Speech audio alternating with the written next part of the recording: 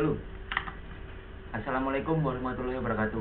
Perkenalkan, nama saya Romansyah Putra Pertama dari 12 MIPA 5 6% 25. Hari ini saya akan membahas tentang persatuan dan kesatuan masa revolusi dan RIS.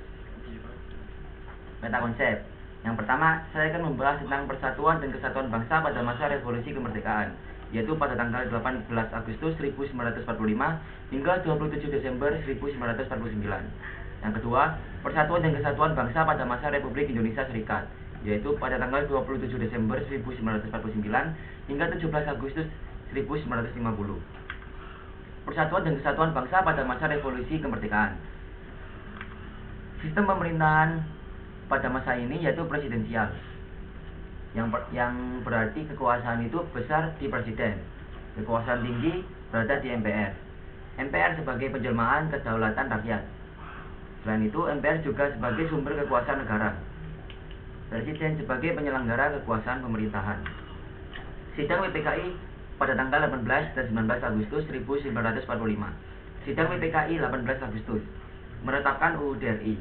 Yang kedua, sidang ini juga menetapkan presiden dan wakil presiden. Sidang PPKI pada tanggal 19 Agustus. Pada sidang ini, PPKI berhasil membagi wilayah Indonesia menjadi 8 bagian, yaitu Sumatera, Jawa Barat, Jawa Tengah, Jawa Timur, Sunda Kecil, Borneo, Sulawesi, dan Maluku. Pembentukan Komite Nasional Indonesia Pusat. Pada pembentukan komite ini, PPKI dibubarkan dan diganti menjadi KNIP. KNIP ini diresmikan pada tanggal 19 Agustus 1945 dan diketuai oleh Kasman Singodimoyo. KNIP ini beranggotakan 137 orang, berasal dari golongan muda dan tokoh dari berbagai daerah. Maklumat pemerintah. Maklumat pemerintah terjadi 3 kali, yaitu pada tanggal 5 Oktober 1945, 3 November 1945, dan 14 November 1945. Pada maklumat yang pertama, pemerintah mengeluarkan maklumat pembentukan DKR. Pada maklumat kedua pada 3 November, pemerintah mengeluarkan maklumat pembentukan partai politik. Dan pada maklumat yang terakhir, maklumat presiden bahwa tanggung jawab pemerintahan ada di tangan para menteri. Kabinet. Pada kabinet masa ini ada 9 kabinet, yaitu kabinet presidensial. Pada tanggal 2 September 1945 hingga 14 November 1945. Yang kedua, kabinet Syahrir 1, 14 November 1945 hingga 12 Maret 1946. Yang ketiga, kabinet Syahrir 2, 12 Maret 1946 hingga 2 Oktober 1946. Yang keempat, kabinet Syahrir 3, yaitu pada tanggal 2 Oktober 1946 hingga 3 Juli 1947. Yang kelima, kabinet Amir Syarifuddin 1, yaitu pada tanggal 3 Juli 1947 hingga 11 November 1947. Yang keenam, kabinet Syarifuddin 2, yaitu pada tanggal 11 November 1947 hingga 29 Januari 1948. Yang ke-8, kabinet Hatta 1, yaitu pada tanggal 29 Januari 1948 hingga 4 Agustus 1949. Yang ke-8, kabinet Hatta 2, 4 Agustus 1949 hingga 20 Desember 1949. Yang terakhir, kabinet darurat, yaitu pada tanggal 19 Desember 1948 hingga 13 Juli 1949.